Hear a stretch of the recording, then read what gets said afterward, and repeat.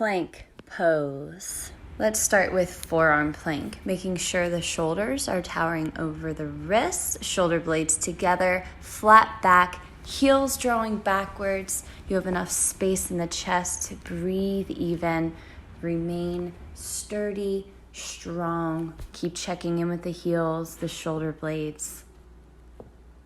Let's switch it over to the traditional plank, raising up to the palms. Now making sure the shoulders are towering over the wrists, flat back, heels drawing back.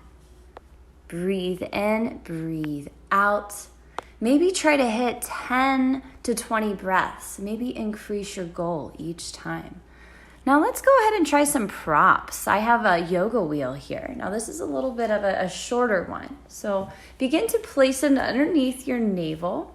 As you begin to lower down, placing it right there underneath the navel, the hip line. And let's lower down to the forearms as we draw the heels back together.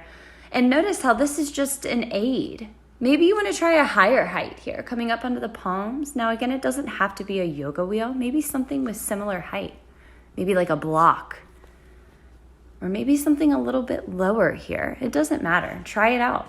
Maybe even place some blocks underneath the palms, taking a little bit of pressure off of the wrist.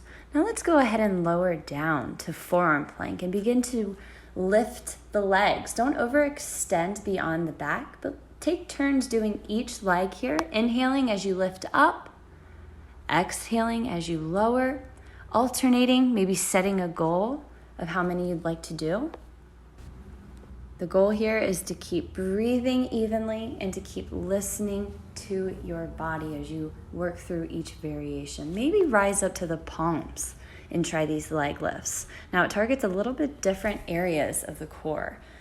Each of these variations are honestly very beneficial to try. Now make sure you're rotating between the legs. It's always very crucial to balance when you do sided poses. Do both sides. They're not always going to feel the same though. Now let's try some arm lifts here, and let's lower down to the left palm as you raise the right arm, reaching the fingers out. Remaining strong and breathing, maybe 5 breaths starting off here. Now again, make sure to get the other arm as you lower the right palm down and lift the left arm, bringing the fingers up and out here. Keep breathing strong and evenly. Now let's try this variation. Let's go over to traditional palm plank here. And I want you to use your core to send your bottom into the air as you come into a very relaxed downward dog. Now as you inhale, let's shift back to plank. This is an excellent exercise to do just to work on some core and loosen up the body everywhere. Let's exhale, send the body back down to downward dog. Now you might notice this isn't a deep downward dog. It's very, very gentle. Now let's go ahead and shift down to our forearms and lower the left knee as you extend the right leg out.